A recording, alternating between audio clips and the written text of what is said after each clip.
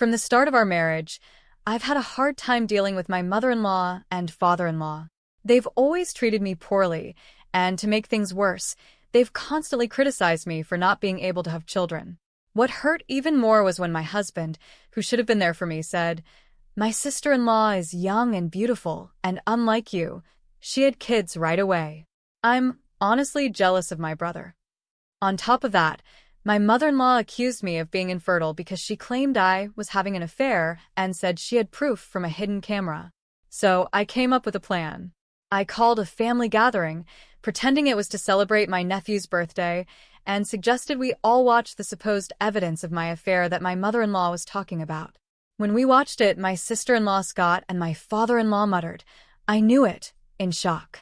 My name is Emma, and I'm 36 years old. I work in the international business division of a mid-sized trading company.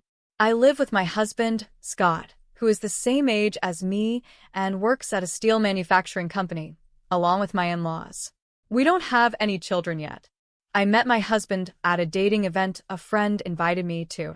At that time, I was in my 8th year on the job, finally getting the hang of it and starting to enjoy my work, so I wasn't really thinking about marriage. But I couldn't say no to my college friend, who kept insisting, "You have to come." Honestly, I was more interested in the special menus the restaurants had prepared for the event than in finding someone. I felt a bit out of place compared to my friend, who was actively socializing, but it turned out she got close to a guy who was there with Scott. Apparently, Scott wasn't too interested in the event either, and had been dragged along just like me. We ended up hanging out together as bystanders, but since I thought it was just a one-time thing, I didn't exchange contact information with him. However, exactly 2 weeks after the event on a Sunday, I got a call from an unknown number. At first, I ignored it, but after work, the calls started coming every 15 minutes. I kept wondering, who could this possibly be? I was getting frustrated and was about to block the number, but before I did, I decided to answer the call to find out who was behind it. It turned out to be Scott, the guy I had met at the dating event. He said, "Oh, good, is this Emma?" I was relieved to know who it was, but I was also confused because I knew I hadn't given Scott my number. When I asked him how he got my number, he casually replied, "I begged a friend who was with me at the event to get it for me." Apparently, my friend had hit it off with Scott's friend and decided to start dating him after the event. Scott, who hadn't gotten my contact information, found out about this and managed to get my number by asking my friend repeatedly. Although I was a bit upset that my friend had given out my number so easily and that Scott had gone to such lengths to get it, we somehow started dating. A year later, Scott proposed to me. It wasn't a whirlwind romance, but I felt that I could live a calm and peaceful life with Scott, who had a gentle and endearing personality. There were no issues from my side about getting married. My parents had been living apart since I started college, but they hadn't divorced because they didn't see any real benefit in doing so. Friends and acquaintances would ask if I felt sad about it, but I had always felt distant from my family, so their separation seemed like it was bound to happen. During my college years, my parents supported me financially, so I would visit them alternately during long vacations. However, once I started working, I used my busy schedule as an excuse to just keep them updated through social media. When I told my parents about my marriage, they said they would attend the ceremony if there was one. But when I explained that we were just going to register the marriage without any special ceremony, they later sent me a generous sum of money as a wedding gift, which was more than enough for me. However, my in-laws, Rachel and Brian, weren't happy with how my parents handled the marriage. They said things like, "To think they would settle their only daughter's marriage with money. How insensitive." They spoke in a bitter tone, which bothered me.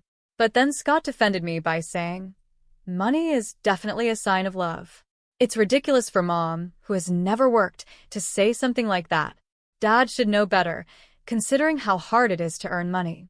Hearing him stand up for me like that made me feel truly happy that I had chosen him. But about 6 years into our marriage, things started to go downhill. The first sign was when I got promoted at work. I had worked hard in my department since I joined the company, and that year, I decided to take the promotion exam. When I passed the exam, they told me, "Emma, you mentioned in your interview that you wanted to work globally in the future, right? How about starting in the international business division to gain some experience?" I was thrilled that my hard work was recognized, and I was excited to share the news with Scott. But when I told him, he got visibly upset and snapped at me, saying, "Oh, okay. And what are you trying to say? That you've climbed the ladder and you're some big shot now?" I was shocked by Scott's reaction and wondered if I had said something wrong. I quickly apologized, saying, "I'm sorry, I didn't mean it like that." But Scott responded harshly, "See? Playing the victim like that just proves you're looking down on me." Then he angrily threw his beer can into the trash, slammed the door, and left our apartment. He didn't come back for a week. He ignored my texts and calls, and when I called his office, they told me he was out, but at least I knew he was safe. I thought about waiting for him outside his office, but I didn't want to embarrass him.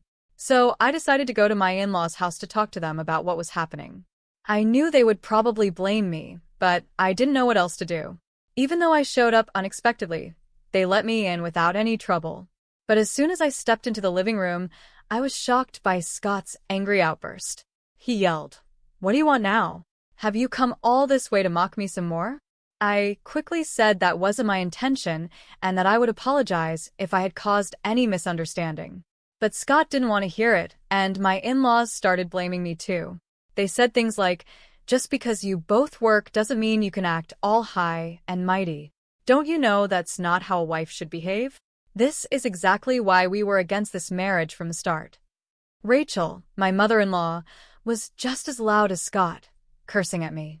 From there, it turned into an endless lecture about how I had hurt their son's ego. No matter what I said, they blamed me for everything. Finally, they told me, "Scott doesn't want to go back to the apartment you two shared. If you don't want a divorce, then move out of that apartment and come live here with us. We'll teach you how to be a proper wife." Looking back, I wonder why I didn't just agree to a divorce right then and there. But at that time, I still had feelings for Scott. Having grown up watching my parents stay married in name only, I think I was confused and didn't really understand what marriage should be. After I followed my mother-in-law's suggestion and moved out of the apartment to live with my in-laws, they were extremely pleased, and it didn't take long for me to understand why. It turned out that Scott's older brother, Charles, who was 5 years older, had been living with them but moved out about 4 months before my promotion. He had found a girlfriend and wanted to live on his own. Rachel, who had always adored Charles because he graduated from a more prestigious university than Scott, was shocked and deeply upset by his sudden departure. But the problem wasn't just emotional. Charles's leaving also meant the loss of his financial contributions to the household, which was a big issue. My in-laws are very vain and love to show off. They often host gatherings for relatives, serving expensive food and drinks.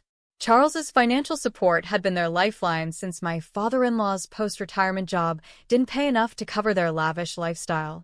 They convinced Scott, who had come home to vent, to move in with them, and that's how we ended up living together. Scott seemed to enjoy the sudden attention after always feeling overshadowed by his accomplished brother. When I realized this, it felt like I was finally seeing things clearly, but more problems were on the way. Soon after, Charles married his girlfriend, Nancy, who turned out to be quite a handful. Nancy was 4 years younger than Charles and 3 years younger than Scott and me. She appeared fragile and delicate, the kind of person who triggers protective instincts in men. This was especially true for both Brian and Scott, who became visibly restless whenever Nancy visited and acted like they were her followers. Rachel, not amused by this, began criticizing me, saying, "Scott is smitten with his brother's wife because you lack charm. If you just had a child, my husband would settle down as a grandfather." She even suggested I quit my job to focus on getting pregnant. However, due to my in-laws' extravagant spending, the household expenses were skyrocketing, and Scott's salary alone couldn't cover them. Even when I showed them a report from a household budgeting software to explain the situation, they dismissed it, saying, "That's just because you're bad at managing money, always full of excuses." Then Nancy became pregnant. Rachel, who had previously disliked Nancy, suddenly became obsessed with her first grandchild, doting on her grandson, Andrew, immensely. She eagerly welcomed Nancy's visits, which she had avoided before, and even started saying things like, "Oh, how wonderful it would be to live under the same roof as such a lovely grandchild." Scott then started making sarcastic remarks to me, saying things like, "Exactly, Nancy is young and beautiful, and unlike you, she gave birth to a child right away." "I'm really jealous of my brother," Brian chimed in. "That's right. Maybe we should just kick out the daughter-in-law who can't have children and let Charles's family move in instead," he said without thinking. By then, even I started to consider that maybe leaving Scott and this house might be the best option since we didn't have children. Then, as if on cue, Nancy became pregnant with her second child.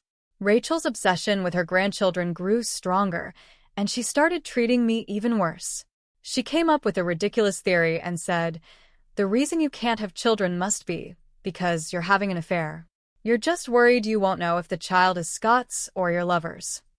I was shocked by her words and decided to ignore her. But one evening, I noticed Rachel smirking at me. Confused, I asked what was going on, and she said, "You are indeed having an affair, just as I suspected." When I questioned Brian and Scott about it, Rachel proudly declared, "I've got proof of her affair on a hidden camera. I hired a professional, so it's foolproof," and then burst out laughing with joy. Hearing this, Brian and Scott were momentarily shocked, but then, influenced by Rachel's confidence, they said, "If that's true, then it's grounds for divorce." At that point, I calmly said, "Understood. Then I will take this opportunity at Andrew's birthday celebration next week, which we've already planned, to explain the situation to all the relatives who will be there." The birthday celebration for Andrew, organized by Rachel, who loved to show off, turned out to be a grand event with a banquet hall in a hotel reserved just for us. The invited relatives seemed somewhat tired of Rachel's boasting but still enjoyed the food and drinks. As the party was winding down, I took the microphone to speak.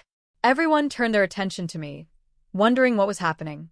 I began, "I apologize for interrupting your conversations, but I have a brief announcement to make to all of you gathered here today."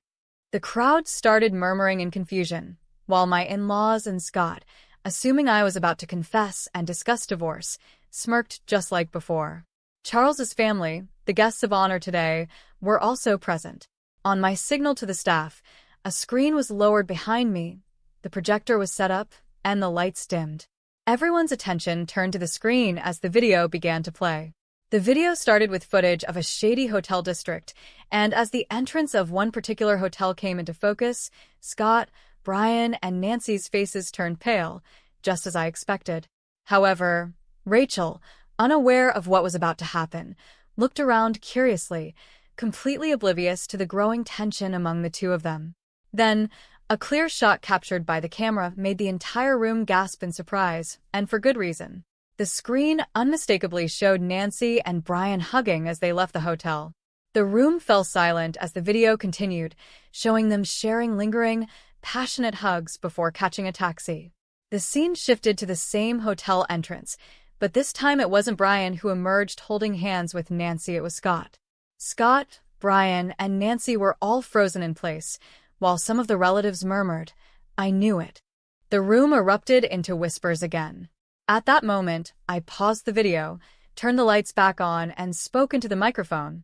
"My announcement to all of you is exactly what you've just seen. My husband Scott and father-in-law Brian have been having affairs with Nancy, Charles's wife. The evidence was meticulously recorded by the investigation company hired by Rachel." I held up a thick file of documents, which caused more gasps from the crowd. As the noise died down, I revealed that the investigation company had actually been hired by Rachel, not to uncover Brian, Scott, and Nancy's infidelity, but to find proof of my supposed affair, so they could kick me out. Scott must have filled her head with all sorts of nonsense, making her believe such absurd things, I said, causing the relatives to look at Scott and Rachel in disbelief. Rachel had declared victory without even checking the contents when the investigation company reported they had caught evidence on camera. Unfortunately, I have no idea about the affair Rachel accused me of, I continued, projecting a photograph onto the screen. It was a snapshot taken at the maternity hospital when Andrew was born. The photo showed my sister-in-law holding Andrew in the center, with Charles smiling beside her, and Scott and I, who had come to celebrate, in the background. Since Rachel has always disliked me, she probably didn't have a single clear photo of me. So she sent this snapshot to the investigation company, asking them to find evidence of the daughter-in-law's infidelity. As I explained, I briefly glanced at Rachel, who looked shocked, as if I had hit the nail on the head. The investigation company, hired by Rachel, had made a mistake. They thought Nancy, who was holding the child in the photo, was the daughter-in-law they were supposed to be investigating. When they started their work, they unexpectedly captured Brian and Scott repeatedly visiting the hotel with Nancy. Believing Charles to be the husband under investigation, they reported to Rachel that they had caught evidence on camera. Rachel, thinking this was proof of my alleged affair, believed she had finally found what she was looking for. When I was first confronted with the so-called evidence, I was surprised, but then something clicked. I remembered the name of the investigation company from a credit card statement that Rachel had used. Rachel, who often spent too much, had made me get her a family card to use for her purchases, just in case her own credit card limit wasn't enough. Troubled by her making large purchases without consulting me, I had set up the card statement to be viewable in an app, so I could check the charges each month. The next day, I took half a day off work and went to the investigation company to explain the situation. I then commissioned a new investigation myself. Realizing their mistake, the company eagerly accepted the task to make things right, and they quickly provided the results, which led to the evidence I presented today. As the screen was removed and the lights brightened, Nancy, Brian, and Scott all looked pale. I approached the great-aunt and uncle, whom my in-laws greatly respected, and said, "I apologize for the inconvenience, but I prefer not to expose the children to what's about to be discussed. Could someone please take them to another room?" The great-aunt and uncle immediately approached Nancy, took Andrew, and handed him over to their own children. The other children were also led to another room by several women, leaving behind furious relatives, a stunned Rachel, and a bewildered Charles. Only Nancy, Brian, and Scott remained, shrinking under the stern glares of the relatives. Then, Rachel, who had been trembling, suddenly leaped towards Nancy, shouting, "What have you done? Betraying me and Charles with Brian and Scott." She lunged at Nancy, but several relatives rushed to stop her. Nancy was already petrified, and Brian and Scott were similarly frightened. Finally, I decided to deliver the last blow. "Given the circumstances, I will be divorcing Scott. I apologize for any inconvenience caused to everyone here." According to the investigation company, the improper relations between these two have been ongoing and not just recent. Reconciliation is impossible. I made the announcement, then pretended to stumble as I added, "After reviewing the investigation results, I've been tormented by the thought that Andrew, and even the child Nancy is currently carrying, might belong to Brian or Scott." The remaining women in the room rushed over, rubbing my back and taking my arms to support me, saying to the two of them, "You are all shameless and disgusting. Poor you," they started cursing. The men looked on with disdain, surrounding the two with cold stares.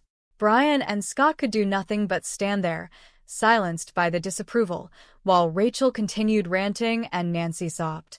The fallout from my revelation that day spread quickly. When Charles found out that his wife had been cheating on him with both his brother and father, he was in shock for a while. But as he started to regain his senses, he began to seriously doubt Nancy's claims that Andrew and the baby she was carrying were his. Nancy pleaded desperately, saying, "That's just a lie. Both Andrew and the baby are undeniably your children." However, once suspicion takes root, it doesn't disappear easily. Taking advantage of a moment when Nancy was off guard, Charles used a paternity test kit he had ordered to check their father-child relationship, and the results came back positive. Even when confronted with the results, Nancy stubbornly refused to admit to cheating, frustrating Charles to the point where he contacted her parents. Caught completely off guard, Nancy's parents couldn't believe the story Charles told them, so they came to my office demanding an explanation. Though I found it bothersome, I knew I had to deal with this eventually, so I took the next day off and went with Nancy's parents and the couple to the law firm I had hired. When the lawyer, Richard, showed them the related documents and the infamous video, Nancy's parents were speechless. Seeing this, Charles triumphantly declared, "See? I told you she betrayed me, cheating with both my brother and father. It's clear neither Andrew nor the baby she's carrying are mine." But Richard interrupted him sharply, saying, "Would you mind discussing that among yourselves? You're here not to discuss who the father of the children is, but to address the issue of child support." It was obvious that Richard wasn't taking sides, but what shocked me more was Nancy and her parents' reaction.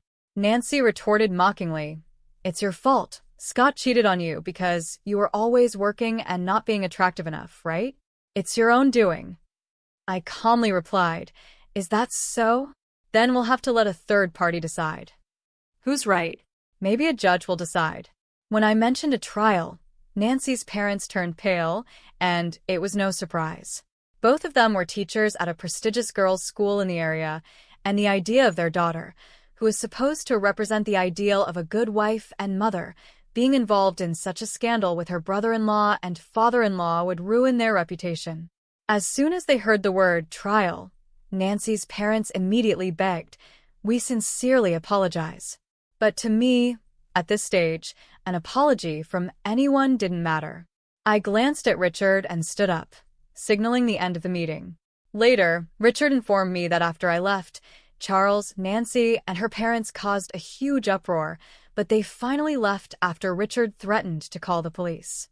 Not long after, perhaps as a way to keep things quiet, Nancy's parents transferred a large sum of money through Richard.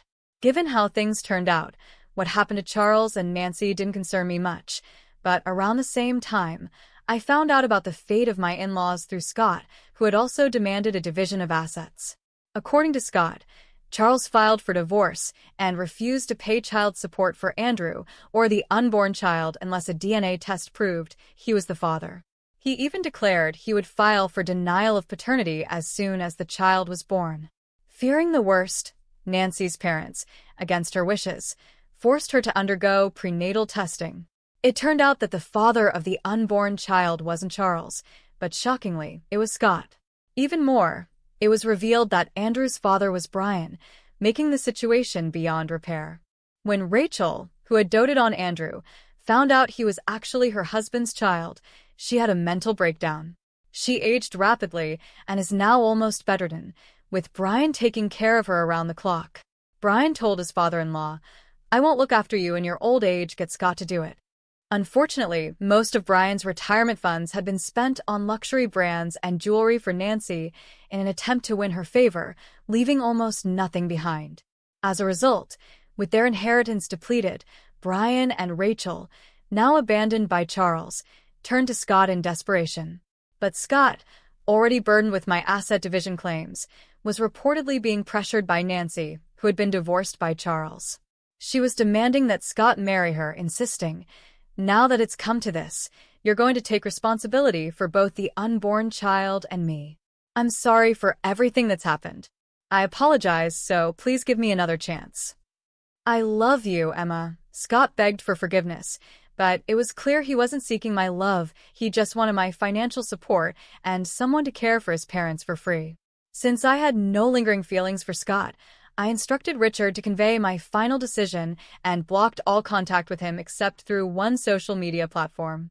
Eventually, the divorce was finalized, despite some disputes. The asset division was paid in full in 2 installments. According to Richard, Nancy continued living with my in-laws, pretending to be Scott's wife, even though she wasn't officially registered as part of the family. However, once word spread among visiting relatives, the whole neighborhood began whispering about this shameless family, which drove Nancy to become a recluse. She neither helped with Rachel's care nor took care of Andrew and the newborn, leading the kindergarten to report Andrew's neglected appearance to child services.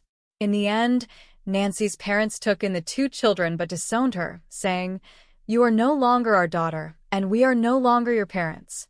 Never show your face to us again." With nowhere else to turn, Nancy relied entirely on Scott, just like my in-laws. Scott's income alone now had to support 4 adults, including his mother, who needed nursing care. A colleague of Scott's, who works at the same company, mentioned that a relative at an affiliated company exaggerated the story, making Scott the target of rumors as bad as those on gossip websites. Despite the difficult situation, Scott continues to work, unable to quit because of financial needs, enduring the discomfort. For some reason, Charles seemed to regard us as fellow victims, but the fact remains that he looked down on me, along with Nancy and my in-laws, for being a woman unable to bear children. Naturally, I ignored him completely at work, but as rumors spread within our company, he couldn't handle the whispers and volunteered to transfer to a subsidiary in a regional area. After everything was settled on my end, I was approached about a transfer to an overseas branch. Although I had expressed a desire to work abroad during my job interview, the sudden offer caught me off guard. However, my bosses encouraged me, acknowledging the career I had built and the language skills I had continued to learn in my spare time. Feeling fed up with the rumors, much like Charles, albeit for different reasons, I decided to take the opportunity. I decided to take a bold step and accept the overseas assignment. When Scott somehow heard the news, he sent a series of cliché romantic messages, pleading for reconciliation on the only social media account I hadn't blocked him on. But since I planned to cancel my phone service when I leave the country, I chose to ignore them. Despite everything that happened, cutting ties with that in-law family feels like a stroke of luck. With this in mind, I feel ready to face any challenges that may come my way. It might seem a bit opportunistic, but that's honestly how I feel. Maybe I've been too hard on myself all this time. From now on, I plan to stay positive and give my best effort in